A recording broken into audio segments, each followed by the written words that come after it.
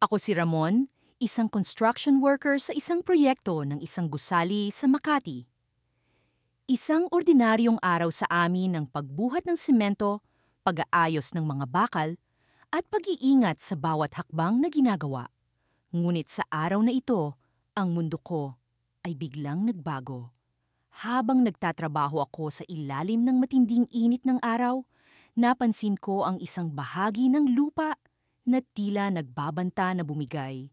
Sa mga oras na iyon, hindi ko pa rin lubos na naiisip na ang simpleng paggalaw sa lupa ay magdadala sa akin sa isang hindi kapanipaniwalang paglalakbay.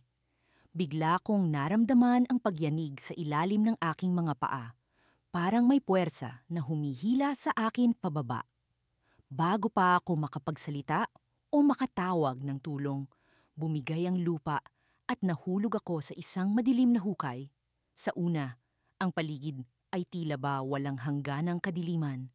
Ang ingay ng mga makina sa itaas ay unti-unting nawala. At ang tanging naririnig ko na lang ay ang tibok ng aking puso. Ngunit sa kabila ng takot, may kung anong misteryo sa dilim na iyon na pumukaw sa aking kaisipan. Nang unti-unting nag-adjust ang aking mga mata sa dilim, napansin ko ang liwanag na nagmumula sa isang direksyon. Parang may nanghihila sa akin papunta roon.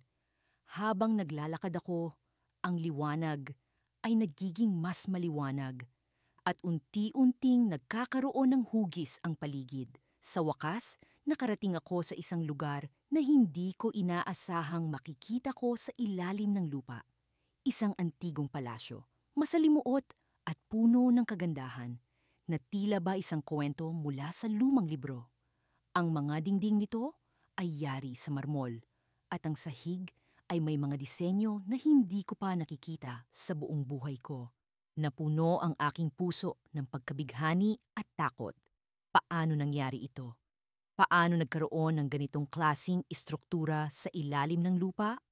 Ang mga tanong ay naglalaban sa aking isipan. Ngunit ang aking mga paa ay tila ba may sariling isip. Patuloy akong naglakad papasok sa palasyo. Habang lumalalim pa ako sa palasyo, ang mga kwarto ay nagiging mas detalyado at mas misteryoso. Ang mga pader ay may mga inskripsyon, mga kwento ng mga sinaunang tao na tila ba may kahalagahan sa kasaysayan ng lugar na ito. Ang bawat hakbang ay nagdudulot sa akin ng kakaibang pakiramdam, parang may nagmamasid sa akin mula sa mga anino. Sa gitna ng aking pag-uusisa, narinig ko ang isang boses, mahina ngunit malinaw.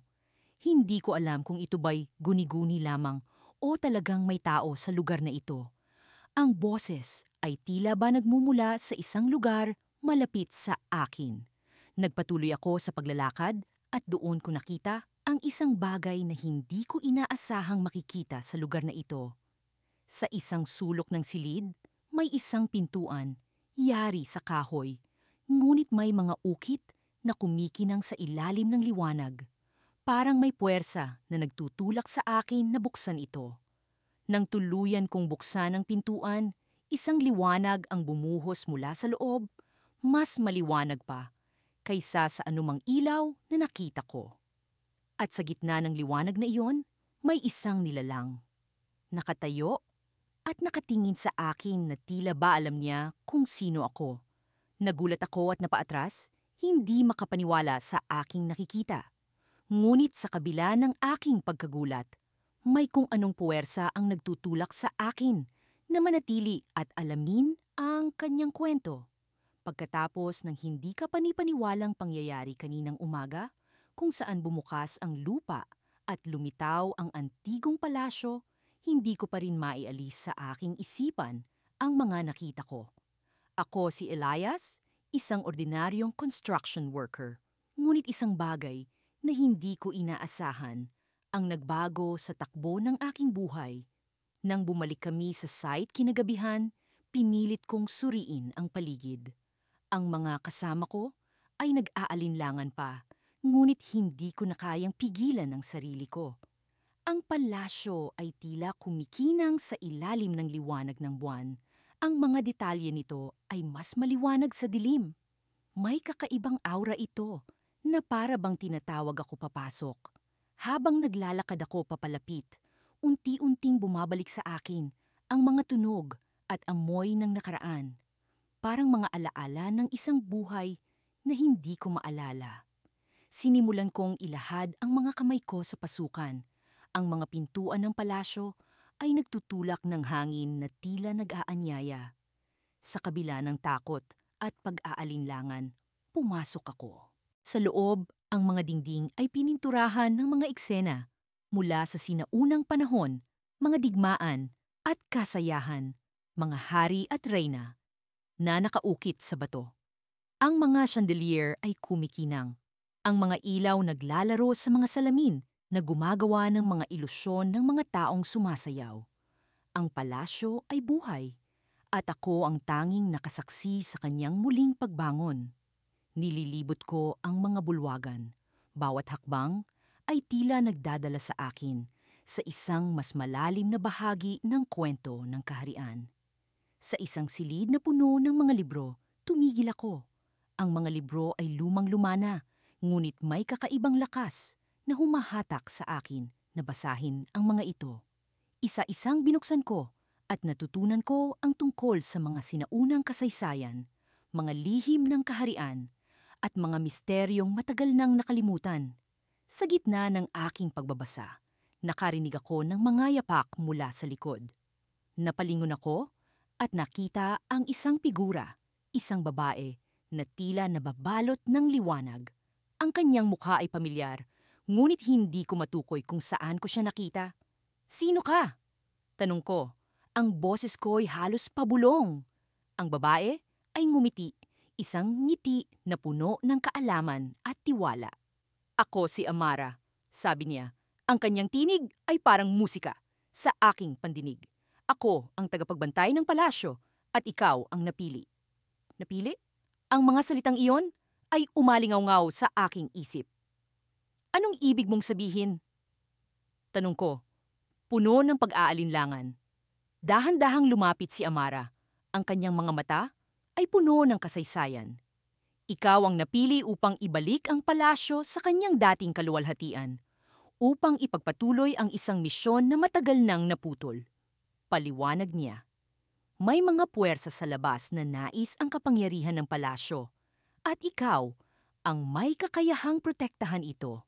Ang mga salita niya ay tila bumalot sa akin ng isang bagong responsibilidad. Hindi ko alam kung paano ko ito gagawin, ngunit ang pakiramdam na ako ay bahagi ng isang mas malaking kwento ay hindi maikakaila. "Ngunit paano?" tanong ko ulit. Ang takot at pag-aalinlangan ay naglalaban sa loob ko. Ngumiti si Amara at sa kanyang mga kamay ay lumitaw ang isang maliit na kristal, kumikinang na parang mga bituin. "Ito ang susi," sabi niya, "sa pag-unlock ng iyong tunay na potensyal at sa pagbibigay sa iyo ng kakayahang makipaglaban sa mga darating na panganib." Habang inaabot niya sa akin ang kristal, naramdaman ko ang init nito sa aking palad, parang buhay ito. Sa sandaling iyon, isang pagsabog ng liwanag ang bumalot sa akin. At sa isang iglap, nakita ko ang mga eksena ng mga digmaan, mga pagkakataon ng tagumpay, at pagkatalo, mga sakripisyo at tagumpay ng kaharian. Ang kristal ay tila nag-uugnay sa akin sa kasaysayan ng palasyo. Ngunit bago ko pa lubusang makilala ang aking kapalaran, narinig ko ang isang malakas na dagundong mula sa labas. Ang lupa ay nagsimulang manginig at ang palasyo ay tila bumalik sa pagkakatago nito. Ang tunog ng pagbagsak ay nagbigay babala sa akin na may paparating na panganib. Tumingin ako kay Amara, ngunit siya ay nawala na. Ang kanyang presensya ay parang usok na naglaho sa hangin. Ang mga pinto ng palasyo ay nagsimulang magsara at ako ay nagmadaling lumabas. Sa labas, nakita ko ang aking mga kasamahan. Ang kanilang mga mukha ay puno ng takot. "Ano ang nangyayari?" tanong ni Marco, isa sa mga kasama ko. Hindi ko alam ang sagot, Ngunit alam ko na ang aking misyon ay nagsimula na. At sa kabila ng hindi pagkakaintindihan ng sitwasyon, naramdaman ko ang isang kakaibang kapanatagan sa loob ko. Ako si Elias at sa aking palad ay ang susi sa isang kwento na patuloy na magbubukas. Habang ang palasyo ay muling lumubog sa lupa, isang pakiramdam ng kapanapanabik na paglalakbay ang bumalot sa akin. Ngunit ang tanong na lumulutang sa aking isipan, ano ang susunod na mangyayari? Hindi ko maalis ang aking mga mata sa palasyo. Ang mga pader nito ay gawa sa makintab na marmol na tila kumikinang tuwing natatamaan ng liwanag mula sa mga bituin. Sa gitna nito ay mayroong malalaking haligi na nakatayo na parang mga bantay. Pinapanatili ang kayamanan ng nakatagong kaharian. Habang unti-unting bumubuka ang lupa, naririnig ko ang mahina, ngunit paos na tunog ng mga sinaunang mekanismo na tila matagal nang hindi nagagamit. Ang paligid ay puno ng mahika at ang hangin ay tila pumapailan lang sa aking paligid, nagdadala ng mga bulong mula sa nakaraan. Parang sinasabi ng hangin na, "Ikaw ang pinili." Kahit ako ay isang simpleng construction worker lamang, alam kong hindi ito pangkaraniwang araw. Ang aking mga kamay ay nanginginig habang hawak ang flashlight. Sinag ng liwanag nito ay tila maliit na apoy na nagsisindi sa kadiliman. Sa bawat hakbang ko papalapit sa palasyo, nararamdaman ko ang bigat ng kasaysayan sa aking balikat. Ang mga kwento ng mga hari at reyna na tila bumubulong sa aking pandinig. Nagpatuloy ako sa paglakad at sa bawat hakbang ay unti-unting lumilinaw ang aking mga mata sa kagandahan ng palasyo. Napansin ko ang mga ukit sa mga pader, mga larawan ng mga digmaan, mga figura ng mga mandirigma na may hawak na espada at kalasag. Ang mga mata ng mga figura ay tila nakatingin sa akin. Sinusukat ang aking tapang. Nang makarating ako sa pintuan ng palasyo, napansin ko ang isang inskripsyon sa lumang wika. Hindi ko ito maunawaan, ngunit may isang bahagi sa akin na tila nauunawaan ang kahulugan nito. Naramdaman ko ang pag-init ng aking dibdib, ang pintig ng puso ko ay bumibilis. Sa kabila ng lahat, nagtuloy ako. Binuksan ko ang pintuan, at ang tunog nito ay parang isang malumanay na awit. Sa loob ay mas maganda pa kaysa sa aking inaasahan. Ang sahig ay gawa sa makinis na bato na tila walang bahid ng dumi o alikabok. Ang mga dingding ay puno ng mga kagamitang ginto at pilak, mga bagay na hindi ko pa nakikita sa buong buhay ko. Sa gitna ng silid ay mayroong isang trono na papalibutan ng mga kumikinang na mga hiyas. Ang trono ay tila nananawagan sa akin at hindi ko mapigilan ang aking sarili. Lumapit ako.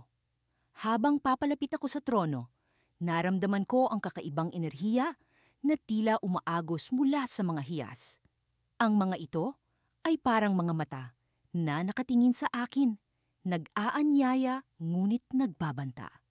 Sa sandaling umupo ako sa trono, naramdaman ko ang bigat ng responsibilidad na tila umagos sa aking mga ugat. Sa sandaling iyon, lahat ng ingay sa paligid ay nawala at narinig ko ang isang boses, malalim at makapangyarihan. "Ikaw ang tagapagligtas ng aming kaharian," sabi ng boses.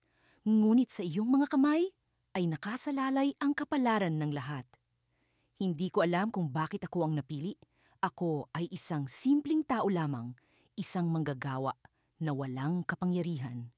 Ngunit sa pagupo ko sa trono, naramdaman ko ang pagbabago sa aking katawan. Ang aking mga kamay ay nagliliwanag at ang mga hiyas sa paligid ay sumasayaw sa kanilang mga kulay. Nararamdaman ko ang kapangyarihan na hindi ko pa nararanasan noon. Bilang tagapagligtas, ikaw ay may tungkulin na magbukas ng landas para sa muling pagsilang ng aming kaharian. Ang boses ay nagpatuloy. Ngunit mag-ingat, sapagkat hindi lahat ay kaibigan. Ang mga anino ng nakaraan ay nagkukubli sa mga sulok ng palasyo. Sa mga salitang ito, naintindihan ko na ito ay hindi lamang isang pagtuklas ng isang antigong palasyo.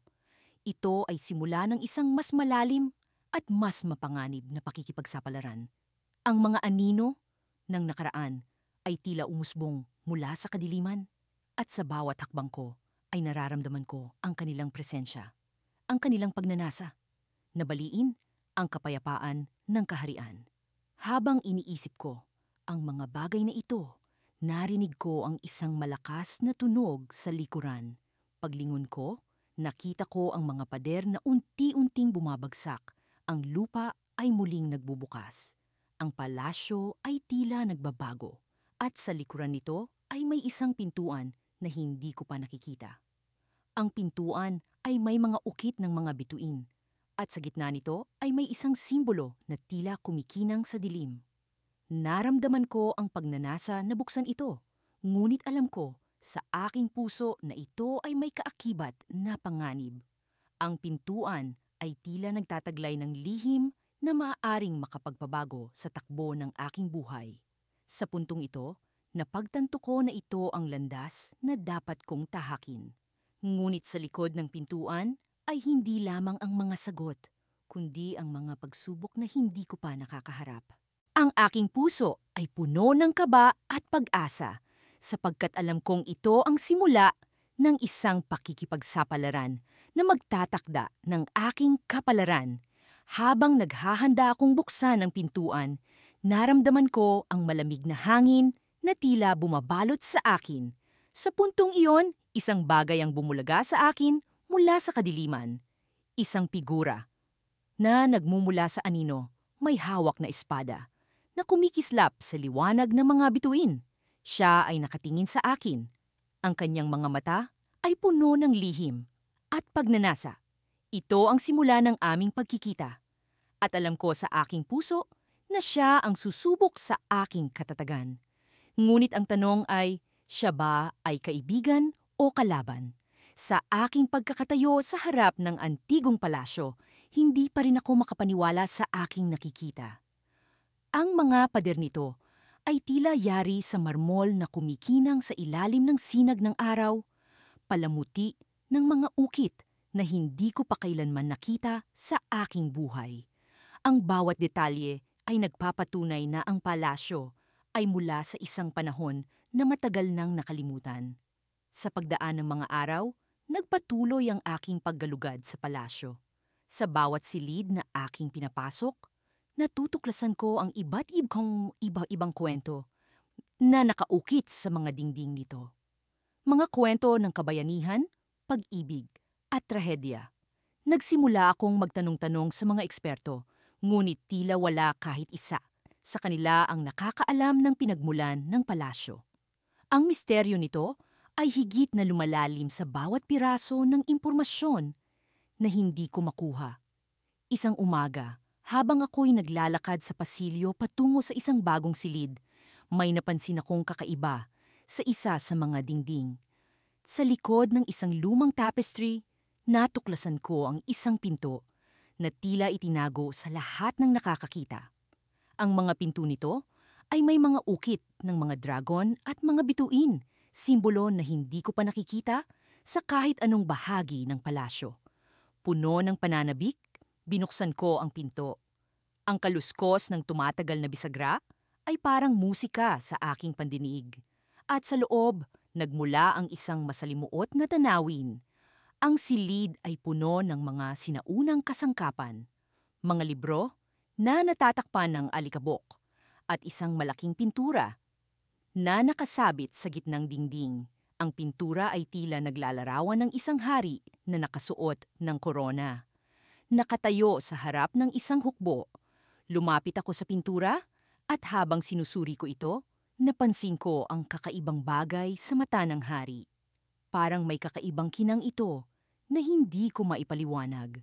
Sa aking pagkakatitig, biglang nagbago ang lahat. Ang paligid ay tila umikot at bumaliktad. At sa isang iglap, ako ay nagising sa isang lugar na hindi ko kilala. Ang palasyo ay naglaho sa aking paningin. At ako'y napadpad sa isang malawak na lupain. Ang hangin ay malamig, at ang lupa ay puno ng mga damo at halamang ligaw. Ang tanawin ay kahanga-hanga, ngunit may nararamdaman akong kakaiba. Ang mga ulap sa langit ay tila may hugis ng mga mukha. At ang hangin ay nagdadala ng mga bulong na tila may sinasabi sa akin. Habang ako'y naglalakad sa hindi pamilyar na lupain, naramdaman kong may sumusunod sa akin. Ang mga anino sa paligid ay tila gumagalaw, at ang kanilang paggalaw ay nagdadala ng pag-iingat sa aking puso. Sa bawat hakbang, ang paligid ay tila nagbabago, at sa bawat pagkilos, ang lupa ay parang may buhay. Biglang, may narinig akong malakas na tunog mula sa likuran. Paglingon ko, nakita ko ang isang grupo ng mga nilalang na hindi ko pa nakikita. Mga halimaw na mukhang gawa sa lupa at bato. Ang kanilang mga mata ay nagniningas ng pulang liwanag, at ang kanilang mga galaw ay puno ng galit. Agad nila akong nilusob, at wala akong ibang magawa kundi ang tumakbo. Sa aking pagtakas, napansin ko ang isang liwanag sa malayo. Isang uri ng portal na tila nag-anyaya sa akin. Walang ibang daan, kundi ang tumakbo patungo rito. Sa bawat hakbang, nararamdaman ko ang paglapit ng mga nilalang. Ang kanilang mga hakbang ay umuugong sa lupa. Sa wakas, narating ko ang portal at walang pag-aalinlangan, tumalon ako papasok. Pagdaan ko sa portal, bumalik ako sa palasyo, ngunit naramdaman kong may nagbago. Ang paligid ay tila naging mas madilim, at ang mga anino ay mas malalim. Sa aking paglingon, nakita ko ang hari sa pintura na ngayoy nakangiti. Ang kanyang mga mata ay puno ng lihim na tila naglalayong magkwento. Sa aking pag-iisip, naisip ko, ano ang tunay na lihim ng palasyo? At paano ako makakatakas sa mga nilalang na iyon? Ang tanong na ito ay tila bumubulong sa akin sa bawat sulok ng palasyo. At alam kong ang susunod na hakbang ay magiging mas mapanganib kaysa sa nauna. Sa pag-aakala kong natapos na ang lahat ng kababalaghan, isang bagong yugto ng aking buhay ang muling nagbukas. Matapos ang ilang araw na pag-aayos sa paligid ng antigong palasyo, nagpasya kong bumalik sa lugar kung saan bumuka ang lupa. Hindi ko maialis sa isipan ang mga tanong na bumabagabag sa akin. Ano ang tunay na kahulugan ng natuklasang kaharian? Paano ito nanatiling tago sa loob ng napakahabang panahon? Habang naglalakad ako papunta sa lugar, ramdam ko ang bigat ng hangin. Parang may kakaibang enerhiya na bumabalot sa paligid. Tila may mga matang nakamasid sa bawat galaw ko. Nang makarating ako sa mismong bungad ng palasyo, hindi ko maiwasang humanga sa likas na ganda nito. Ang mga pader ay puno ng ukit na nagkukwento ng sinaunang kasaysayan, mga mandirigma, Diyos, at mga mahiwagang nilalang. Sa pagdaan ko sa pasilyo, naramdaman ko ang malamig na hangin na dumadaloy sa kabuuan ng palasyo. Bumaba ako sa isang hagdanan na tila walang katapusan. Ang bawat hakbang ay nagdadala sa akin sa mas malalim na bahagi ng kaharian. Hanggang sa marating ko ang isang silid na puno ng mga lumang kasangkapan at makukulay na pintura sa dingding. Dito, natuklasan ko ang isang lumang pergamino na nakatago sa isang kahon. Ang mga simbolo sa pergamino ay hindi ko maintindihan, ngunit tila ito ay isang mapa. Sa aking pagsusuri, napansin kong ang mapa ay tila naglalaman ng mga palatandaan patungo sa isang lugar na hindi ko pa nararating. Nais ko mang ipakita ito sa mga kasama kong construction worker. Alam kong hindi sila makakaintindi sa nararamdaman kong pang-akit sa misteryosong mapa. Hindi ko alam kung bakit, pero para bang tinatawag ako ng mga palatandaan. Muli akong naglakad, sinusundan ng mga marka sa pergamino hanggang sa makarating ako sa isang lihim na pinto sa likod ng isang malaking haligi.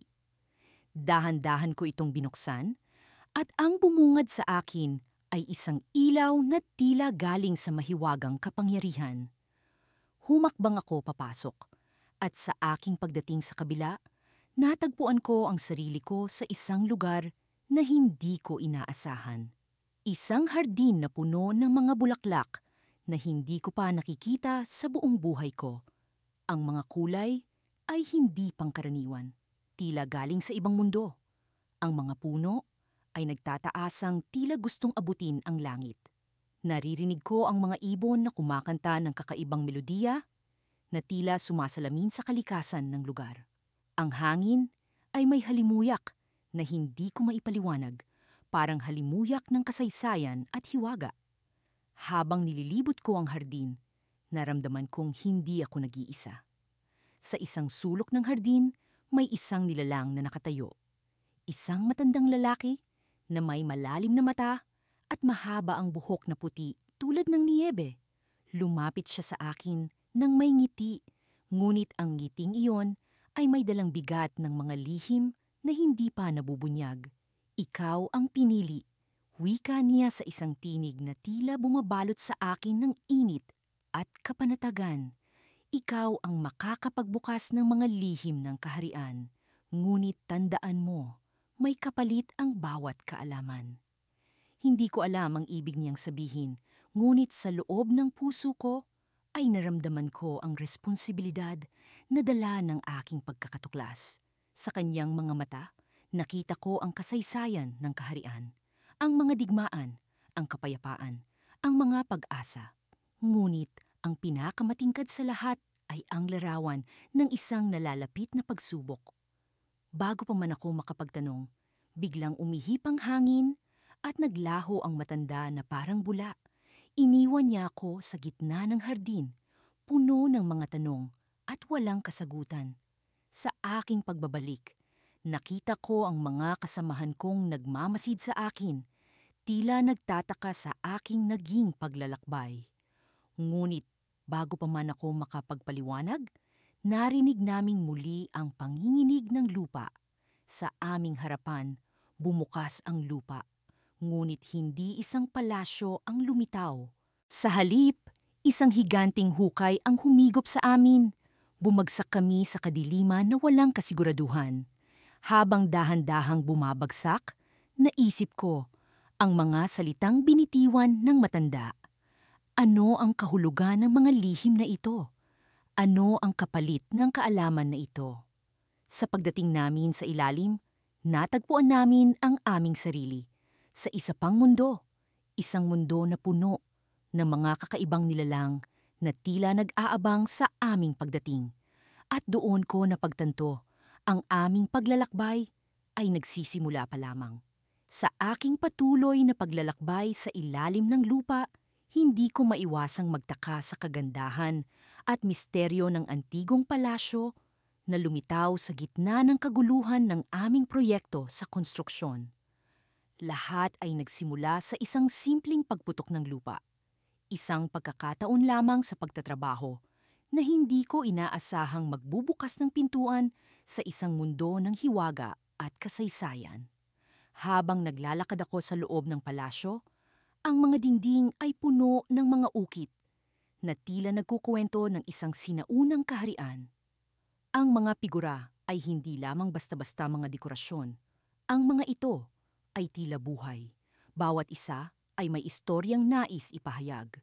Sa bawat hakbang, ang mga mata ng mga figura sa dingding ay tila sumusunod sa akin, nagsusumamo na basahin ang kanilang mga lihim. Ang hangin sa loob ay kakaiba. May halong tamis at lamig na nagbigay sa akin ng kakaibang pakiramdam. Sa kabila ng aking kaba, ang aking kuryosidad ay mas nangingibabaw. Sa dulo ng pasilyo, isang malaking pinto ang bumungad sa akin. Ang pinto ay yari sa ginto, kumikinang sa bawat paggalaw ng liwanag mula sa aking flashlight. Hindi ko alam kung ano ang nasa kabila nito, ngunit may natatanging puwersa na tila humihila sa akin papalapit. Habang binubuksan ko ang pinto, ang bigat nito ay tila sumasalamin sa bigat ng kasaysayan na nakapaloob dito.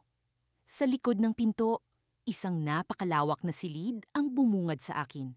Ang silid ay puno ng mga antigong kasangkapan, mga trono na yari sa ginto, at mga estanting puno ng mga libro. Mga librong tila gawa sa mga perlas. Sa gitna ng silid, isang altar ang naroon. At sa ibabaw nito ay isang korona na kumikinang sa ilalim ng liwanag ng mga kristal na chandelier. Lumapit ako sa altar, ang mga hakbang ko ay tila pumapailan lang sa hangin. Hindi ko maipaliwanag ang magaan na pakiramdam na bumalot sa akin. Ang korona ay napapalibutan ng mga inskripsyon na hindi ko maunawaan. Ngunit ang mga ito ay tila bumubuo ng isang melodiya na naglalaro sa aking isip. Sa paglapit ko, naramdaman ko ang isang kakaibang enerhiya, isang tibok ng buhay na tila nagmumula sa korona. Sa aking paghawak sa korona, isang agos ng alaala ang bumugso sa akin. Nakita ko ang kaharian sa kanyang kasagsagan, ang mga tao nito na masaya at puno ng buhay. Narinig ko ang kanilang tawanan, ang musika at ang kanilang mga dasal. Ngunit kasabay nito, naramdaman ko rin ang kanilang takot, ang kanilang pag-aalala sa paparating na panganib. Isang panganib na tila nag-udyok sa kanila upang itago ang kanilang kaharian sa ilalim ng lupa. Ngunit sa gitna ng mga alaala, isang figura ang lumitaw, isang hari na may korona sa kanyang ulo. Ang korona na hawak ko. Sa kanyang mga mata ay ang pag-asa at pag-aalala. Ngunit sa kanyang mga labi ay isang angiti na tila nagsasabi ng tiwala sa akin. Ang kanyang mga mata ay tila bumabaon sa aking kaluluwa na para bang siya ay may sinasabi sa akin na ako lamang ang makakaintindi. Bigla kong naramdaman ang pagyanig sa paligid. Ang lupa ay tila umaalulong at ang mga dingding ng silid ay nagsimulang magbitak. Alam kong ito ay isang senyales na ang palasyo ay muling nagtatago sa kanyang mundo. Ngunit ang tanong, bakit ngayon? Sa gitna ng kaguluhan, tumakbo ako palabas ng silid. Ang korona ay mahigpit kong hawak sa aking mga kamay. Ngunit bago pa man ako makalabas, isang boses ang narinig ko. Isang boses na tila nagmumula sa pinakailalim ng aking puso. Ikaw ang pinili, sabi ng boses, puno ng awtoridad at katiyakan. Ikaw ang susi sa muling pagbabalik ng kaharian. Sa labas ng palasyo, muling bumalik ang lupa sa dati nitong anyo. Ang palasyo ay nawala na parang bula. Ngunit ang korona ay nasa aking mga kamay pa rin. Ang korona na nagsisilbing tagapag-alaga ng mga lihim na hindi pa nabubunyag. Ang korona na nagbigay sa akin ng misyon na hindi ko pa lubos na nauunawaan. Habang nakatayo ako sa ibabaw ng lupa, iniisip ko ang mga nangyari. Isang bagong kabanata ang nagsimula sa aking buhay. Isang kabanata na puno ng hiwaga at pananabik. Ngunit sa likod ng lahat ng ito, isang tanong ang bumabagabag sa akin. Ano ang panganib na paparating at paano ko haharapin ang responsibilidad na ito? Sa pagdating ng gabi, habang nakatingin ako sa buwan, naramdaman ko ang isang kakaibang presensya sa likuran ko. Isang anino ang lumitaw, isang figura na tila pamilyar, ngunit hindi ko matukoy. Sa kanyang mga mata ay ang parehong pag-asa at pag-aalala na nakita ko sa mga alaala. Siya ang hari sa aking mga pangitain. Ngunit ang tanong, bakit siya narito at ano ang kanyang nais iparating sa akin? Sa pagpatak ng hapon, habang ang araw ay unti-unting bumababa sa likod ng mga bundok, naramdaman ko ang kakaibang lamig na sumasalubong sa akin sa bawat hakbang ko papasok sa antigong palasyo. Ang mga dingding nito ay puno ng ukit na tila ba'y nagsasalaysay ng mga kwento ng nakaraan. Hindi ko maialis ang aking tingin sa mga ito na para bang may simpleng hiwagang bumabalot sa bawat guhit at linya. Ako si Ramil, isang simpleng construction worker na nahulog sa isang hukay. Sa gitna ng aming proyekto, hindi ko akalaing ang pagbagsak kong iyon ay maghahatid sa akin sa isang mundo ng kababalaghan, Sa ilalim ng lupa, sa gitna ng dilim, natagpuan ko ang palasyo ng mga alamat. Ang mga haligi nito ay tila gawa sa purong ginto, at ang sahig ay nagliliwanag sa tuwing natatamaan ito ng sinag mula sa mga butas sa itaas. Habang pinagmamasdan ko ang paligid, napansin ko ang mga estatwang nakahanay sa gilid ng bulwagan. Ang mga ito'y tila mga bantay na nagmamasid sa bawat kilos ko. Ngunit sa likod ng malamig na tingin ng mga estatwa, naramdaman ko ang isang uri ng koneksyon, isang pamilyar na pakiramdam na hindi ko maipaliwanag. Parang may bahagi ng aking pagkatao na umaalingaw-ngaw sa lugar na ito. Sa gitna ng aking pagninilay, napansin ko ang isang pinto sa dulo ng bulwagan. Ito ay gawa sa kahoy na puno ng ukit at tila may kakaibang liwanag na nagmumula sa ilalim nito. Dahan-dahan kong binuksan ang pinto at ang aking mga mata ay napuno ng liwanag. Sa kabila nito, naroon ang isang hardin na puno ng mga halaman at bulaklak na hindi ko pa nakikita sa aking buong buhay. Ang mga ito ay kumikislap sa ilalim ng malamlam na sinag ng araw na pumapasok sa kisame. Sa gitna ng hardin ay may isang maliit na lawa na tila gawa sa kristal.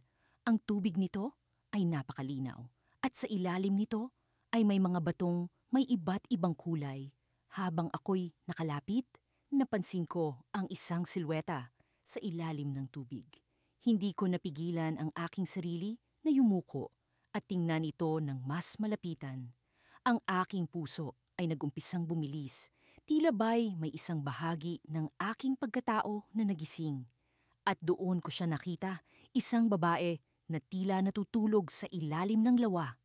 Ang kanyang buhok ay tila mga sinulid ng ginto at ang kanyang mukha ay puno ng kapayapaan.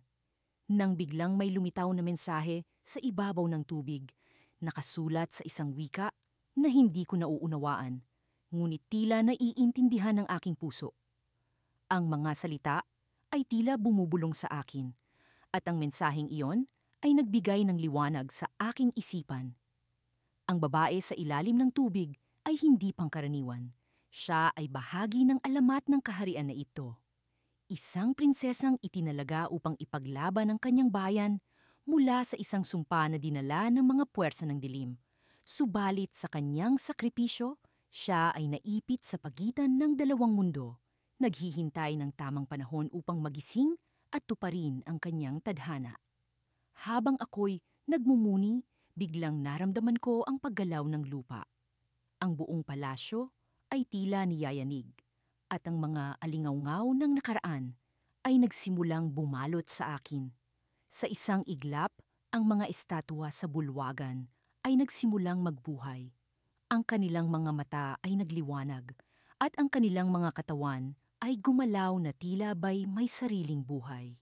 Nagsimula silang magmartsa patungo sa akin, tila mga bantay na bumalik sa kanilang tungkulin. Ang aking puso ay tila tumalon sa aking lalamunan at hindi ko alam kung saan tatakbo. Ngunit bago pa man ako makalayo, isang tinig ang umalingawngaw sa paligid. Ikaw ang napili, sabi ng boses, malamig ngunit puno ng awtoridad. Ikaw ang magpapalaya sa kanya at sa kaharian. Nang lingunin ko kung saan nagmumula ang tinig, nakita ko ang isang lumang salamin na nakasabit sa dingding. Sa loob nito ay hindi ko sariling refleksyon ang aking nakita.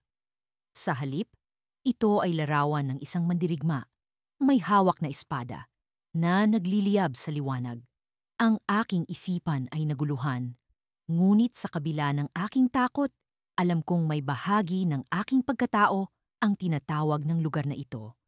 Ako ba ang susi sa kaligtasan ng lumang kaharian? At kung gayon, paano ko isasakatuparan ang aking tadhana? Bago ko pa man makahanap ng kasagutan, isang malakas na sigaw ang nagmula sa likuran ko, at ang lahat ng liwanag sa paligid ay biglang naglaho.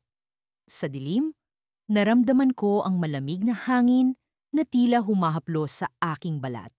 At sa isang iglap, ang mundo ay tila bumaligtad at ako'y bumagsak muli. papunta sa isang bagong misteryo na naghihintay sa akin. Sa gitna ng aking paminsan-minsang pag-iisa, habang nagkakape sa ilalim ng lilim ng isang punong mangga, hindi ko maiwasang magbalik-tanaw sa mga pangyayari nitong mga nakaraang araw. Sino nga ba ang mag-aakala na ang simpleng trabaho sa konstruksyon ay magiging daan sa isang pambihirang tuklas? Ako, si Jonas, ay isang ordinaryong manggagawa lamang. Ngunit dahil sa isang hindi inaasahang pangyayari, pumukas ang lupa sa aking harapan at lumitaw ang isang antigong palasyo. Ang palasyo ay tila yari sa marmol at ginto, napakapresko sa mata, at isang kababalaghan sa aking isipan. Unang beses kong napadpad sa loob ng palasyo, umaalingaw-ngaw ang tunog ng aking mga yapak sa makinis na sahig. Ang mga dingding ay puno ng mga ukit ng mga kwento ng sinaunang panahon, mga mandirigma, mga hari, at mga Diyos at Diyosa na tila nabuhay mula sa mga pahina ng kasaysayan. Napansin ko rin ang mga nakaukit na simbolo na hindi ko maintindihan. Sa aking paglilibot, natagpuan ko ang isang silid na tila nagsisikhay ng misteryo. May isang altar sa gitna nito, kung saan nakapatong ang isang antigong koronang kumikinang sa liwanag ng araw na pumapasok sa bintana. Habang tinititigan ko ang korona, may naramdaman akong kakaiba. Parang may nagbabantay at nagmamasid sa aking bawat galaw. Sinubukan kong kalmahin ang aking sarili, ngunit hindi ko maiwasang mapaisip kung may iba pang nilalang sa palasyo na hindi ko pa nakikita. Sa kabila ng takot, may bahagi sa akin na humihiyaw ng kuryosidad. Ano kaya ang kwento sa likod ng palasyo? Sino ang mga nanirahan dito? At bakit ito natabunan ng lupa sa loob ng napakahabang panahon? Sa aking patuloy na pag-iimbestiga, natagpuan ko ang isang liham na nakasilid sa isang lumang kahon. Ang sulat ay nakasulat sa isang wikang hindi ko lubos na nauunawaan. Ngunit sapat na ang aking kaalaman para masabi na ito'y isang babala. Sa pagdating ng tamang oras, ang tagapagligtas ay darating upang buksan ang daan para sa mga nagtatago sa anino. Ang mensaheng ito ay nagbigay ng kilabot sa akin. Ako ba ang tinutukoy na tagapagligtas? Ano ang aking papel sa kwento ng palasyo? Sa aking pag-iisip ng mga tanong na ito, napansin ko ang isang kakaibang tunog. Isang mabagal, ngunit tuloy-tuloy na paggalaw ng lupa. Muli kong sinikap ang aking tapang at sinundan ang tunog. Sa dulo ng makipot na pasilyo, may natagpuan akong isang pinto na tila nagkukubli ng isang mas malaking lihim. Nang buksan ko ito, bumungad sa akin ang isang hagdanan pababa. Ang hagdanan ay patungo sa isang madilim na lugar, ngunit ramdam ko ang isang kakaibang enerhiya na tila humihila sa akin pababa. Dahan-dahan akong bumaba sa hagdan, ang bawat hakbang ay tila isang pagtalon sa kawalang katiyakan. Sa pagdating nako sa ilalim, bumungad sa akin ang isang malaking bulwagan na puno ng mga estatwa, mga nilalang na hindi ko pa nakikita sa aking buhay. Ang kanilang mga mata ay tila sumusunod sa akin, nagmamasid sa bawat galaw ko. Sa gitna ng bulwagan, may isang estrangherong nilalang na nakatayo. Ang kanyang mga mata ay kumikinang sa dilim, at ang kanyang presensya ay nagdulot ng magkahalong takot at pagkamangha sa akin. Jonas, wika ng nilalang, ang kanyang boses ay parang hangin na dumadaloy sa mga puno. Ikaw ang napili upang bumuhay muli sa kaharian. Hindi ko alam kung paano ako tutugon sa kanyang sinabi. Ang aking mga kamay ay nanginginig, ngunit ang aking puso ay nagsusumigaw ng isang kakaibang pagnanasa na tuklasin ang aking magiging papel sa kasaysayan. Ngunit bago pa man ako makapagtanong, biglang nagbago ang lahat. Ang palasyo ay nagsimulang manginig at ang mga estatwa ay tila nagbuhay. Ang nilalang na kanina'y nagbibigay ng kapayapaan sa akin ay biglang naglaho, at ang bulwagan ay napuno ng tunog ng mga bumagsak na bato. May kung anong puwersa ang humila sa akin pataas, pabalik sa hagdanan, patungo sa pinto kung saan ako nagmula. Sa aking pagtakbo palabas, ang palasyo ay patuloy na bumuka. At sa isang iglap, ako'y nakalabas ng walang harm. Ngunit sa aking paglingon, ang palasyo ay muling naglaho sa ilalim ng lupa na parang wala akong nakita. Ang tanong ay bumalik sa aking isipan. Ako ba ay naipit sa isang kwento na mas malaki kaysa sa akin? O ito ba'y isa lamang panaginip? Sa dulo ng aking pag-iisip, nakarinig ako ng bulong. Ang palasyo ay babalik sa tamang oras. Huwag kang mag-alala, Jonas.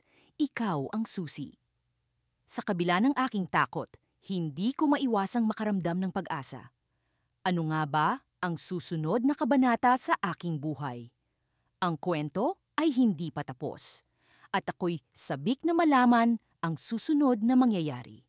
Sa kabila ng mga bulong-bulungan at mga haka-haka, sa aming pamayanan, hindi ko inaasahan na sa isang ordinaryong araw ng pagtatrabaho bilang isang construction worker ay magiging saksi ako sa isang pambihirang kaganapan. Ang araw na iyon ay nagsimula tulad ng dati. Maaga akong nagising, nag-almusal ng pandesal at kape, at agad na nagtungo sa site kung saan kami nagtatrabaho sa isang bagong proyekto ng condominium.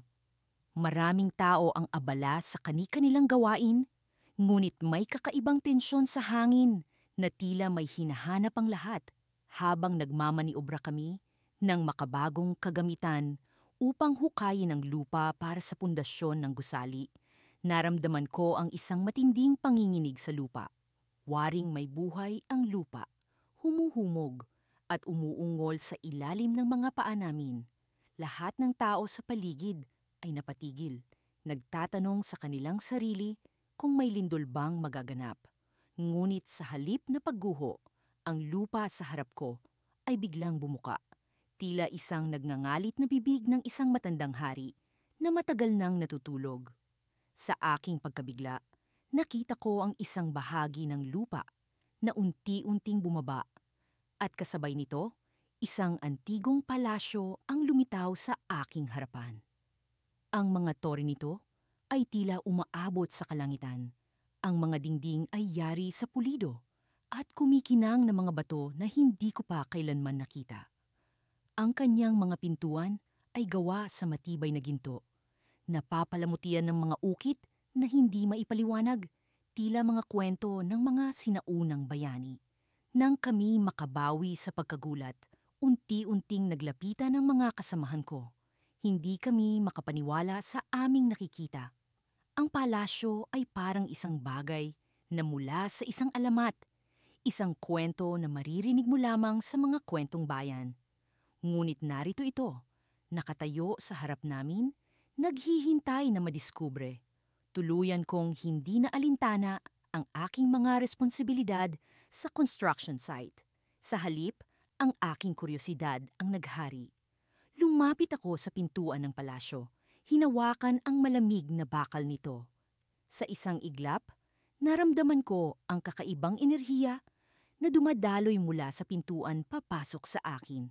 Hindi ko maipaliwanag, ngunit parang may pamilyar na koneksyon sa akin at sa lugar na ito. Sa loob ng palasyo, ang mga pasilyo ay punong-puno ng mga lumang dekorasyon, mga estatwa na tila nakamasid sa bawat galaw ko. Ang mga dingding ay napapalamutian ng mga fresko, mga eksena ng mga digmaan at tagumpay, mga bayani at mga halimaw. Unti-unti kong naramdaman na parang hindi ako nag-iisa. May presensya na tila sumusubaybay sa akin, isang anino ng nakaraan na naghihintay na magpakita. Habang patuloy akong naglalakad, nakarating ako sa isang silid na tila naroon sa puso ng palasyo. Sa gitna nito ay naroon ang isang mahiwagang altar, napapalibutan ng mga sinaunang simbolo na hindi ko maunawaan. At doon, sa altar, ay may nakalagay na isang makintab na bagay, isang korona na yari sa purong ginto, may mga batong kumikinang sa liwanag ng mga sulo sa paligid. Nang ilapit ko ang aking kamay Upang hawakan ang korona, biglang bumukas ang isang lihim na pintuan sa likod ng altar. Mula sa pintuan, lumabas ang isang matandang lalaki, nakasuot ng damit na tila mula sa ibang panahon. Mga mata niya ay puno ng karunungan, ngunit may mga bakas ng pagod. Ikaw ang hinirang, wika niya. Ang boses niya ay umalingaw-ngaw sa buong silid. Ang palasyo ay matagal nang naghihintay para sa iyo. Napatigil ako, puno ng pagkalito at pagkamangha. Ano ang ibig mong sabihin? Tanong ko, ang boses ko ay puno ng pag-aalinlangan. Ikaw ang tagapagmana ng kaharian na ito, sagot niya. At sa iyong mga kamay, nakasalalay ang kapalaran ng mundong ito. Bago ko pa man makakuha ang pagkakataon na magtanong ng higit pa, naramdaman ko ang paggalaw ng lupa sa ilalim ng aking mga paa. Ang palasyo, tila nabubuhay, ay nagsimulang umungol muli. Ang mga dingding ay nagsimulang magpakita ng mga imahe, mga eksena ng labanan at kapayapaan, mga mukha ng mga taong hindi ko kilala. Ngunit sa isang paraan ay tila pamilyar. Sa aking pagkamangha, napagtanto ko na ang palasyo ay may sariling kalooban, isang nilalang na may mga lihim na hindi pa nalalaman. Ngunit ang oras ay limitado. Ang lupa ay muling nagsimulang bumuka at ang palasyo ay unti-unting lumulubog pabalik sa ilalim ng lupa. Habang sinisikap kong maunawaan ang lahat ng ito, ang matandang lalaki ay muling nagsalita. Piliin mo, sa iyo nakasalalay ang kinabukasan. At sa aking harapan, isang portal ang biglang lumitaw sa gitna ng silid, nag-aanyaya, ngunit puno ng panganib. Kakailanganin kong magdesisyon, ngunit sa aking puso, alam ko na walang pagbalik. Ang bawat hakbang ko ay magpapabago sa takbo ng aking buhay at marahil pati na rin sa mundo. Hindi ko akalaing ang simpleng araw na ito ay magdadala sa akin sa isang mundo na tila kinuha mula sa mga pahina ng isang lumang alamat. Isang linggo na ang nakalipas mula nang bumuka ang lupa sa ilalim ng aming ginagawang proyekto sa gitna ng lungsod. Hindi ko pa rin makalimutan ang pagyanig na para bang binusbos ng isang higanteng kamay ang semento at ang pagdungaw ng isang antigong palasyo mula sa ilalim ng lupa ay nag-iwan ng takot at pagkabighani sa aming lahat. Bilang isang construction worker, nasanay na ako sa mga biglaang pagbabago sa site, ngunit hindi sa ganitong uri. Sa paglipas ng mga araw, hindi ko na naalis sa isipan ang palasyo. Mula sa labas, ito'y tila yari sa ginto at marmol, kumikinang sa ilalim ng sikat ng araw. Ang mga pader nito ay punong-puno ng mga ukit na hindi ko pa nakikita kahit sa mga aklat ng kasaysayan. Parang may mga kwento itong ikinukwento, mga epiko ng mga sinaunang bayani at diyosa na nakalimutan na ng panahon. Sa kabila ng mga babala ng mga kasamahan at ng pamahalaan na manatili sa distansya, hindi ko mapigilan ang sarili kong bumalik noong isang gabi. Iba ang pakiramdam ng gabi sa palasyo. Ang katahimikan ay parang bumabalot sa akin, sumasakal sa aking mga pag-iisip. Sa aking mga hakbang ay naririnig ko ang pag-etso ng aking sapatos sa marmol na sahig at ang bawat tunog ay parang alingawngaw ng isang matagal nang nawalang musika. Habang naglalakad ako sa mga pasilyo, hindi ko maiwasang magtaka kung ano ang totoong layunin ng palasyo. Sino ang nagtayo nito? Bakit ito naitago sa ilalim ng lupa? Sa isang bahagi ng aking isip, tila may bumubulong na hindi ako nag-iisa. Isang pakiramdam ng presensya, hindi nakikita ngunit nararamdaman. Gusto kong tawanan ng sarili ko, ngunit hindi ko maalis ang takot na baka totoo nga ang aking nararamdaman. Sa isang silid na puno ng mga lumang kagamitan, napansin ko ang isang pilak na kabibe na nakapatong sa isang altar. Hindi ko alam kung bakit, ngunit may puwersang nagtulak sa akin upang ito'y kunin. Sa sandaling mahawakan ko ito, Naramdaman ko ang isang kakaibang kuryente na tumakbo mula sa aking mga daliri papunta sa aking puso. Kasabay ng paghawak ko sa kabibi, biglang may boses na nagmula sa kawalan. "Bakit ka naririto?" Tanong ng boses, malalim at puno ng kapangyarihan. Hindi ko alam kung saan ito nagmumula, ngunit pakiramdam ko'y nasa paligid lang ito, umaaligid sa akin. "Wala akong intensyon na manggulo," sagot ko. Pilit na hinahanap ang pinagmumulan ng boses sa dilim ng silid. Gusto ko lang malaman ang tungkol sa lugar na ito. Ang boses ay tumawa, isang tunog na parang mula sa mga alon ng dagat. "Marami kang malalaman, ngunit handa ka bang malaman ang katotohanan?" Sa sandaling iyon, bumukas ang pader sa likod ng altar at isang liwanag ang lumaganap. Tinatanglaw ang isang daanan na hindi ko nakita kanina. Sa kabila ng liwanag ay naroon ang mga anino ng mga figura, mga tao na tila nababalot ng mga tela, nakatayo at naghihintay. Hindi ko maipaliwanag ang pakiramdam, ngunit alam kong hindi sila mga ordinaryong tao. Ang kanilang mga mata ay nagliliwanag, puno ng lihim at kapangyarihan. "Ang palasyo ay hindi lamang isang estruktura," sabi ng boses. "Ito ay isang pintuan sa mga nakalimutang kaharian. Ikaw ang pumili, ikaw ang susi." Hindi ko alam kung ano ang ibig sabihin nito, ngunit ang mga figura ay nagsimulang kumilos, unti-unting lumalapit sa akin. Ang kanilang mga galaw ay parang usok. Hindi ko mawari kung sila ba'y totoo o isang ilusyon lamang. "Sa iyong pagpili, ikaw ang magpapasya sa kapalaran ng kaharian. Ikaw ang magbubukas ng bagong yugto." Patuloy ng boses. Ngayon ay parang dumadagundong sa aking pandinig. Sa puntong iyon, naramdaman ko ang bigat ng responsibilidad na parang isang bato sa aking dibdib. Hindi ko alam kung paano ko haharapin ang mga susunod na mangyayari. Ngunit alam kong hindi na ako pwedeng umatras. Sa kabila ng takot at pag-aalinlangan, isang bahagi ng aking sarili ang nag-udyok na tumuloy. Kung anuman ang magiging kahihinatnan, alam kong isa itong pagkakataon na magbigay ng sagot sa mga tanong na bumabalot sa aking isipan mula noong una kong makita ang palasyo. Habang hinahawakan ko ang kabibi, naramdaman ko ang pagbukas ng pintuan sa aking harapan. Sa likod nito, ang mga figura ay nag-aanyaya. Ang kanilang mga mata ay puno ng pag-asa at pangamba. Ano ang aking magiging desisyon? At sa puntong ito, minabuti kong humakbang papasok. Hindi na nag-isip, hindi na nagduda. Kung anuman ang nasa likod ng pintuan, alam kong ito ang simula ng isang kwento na magpapatuloy sa pag-unfold.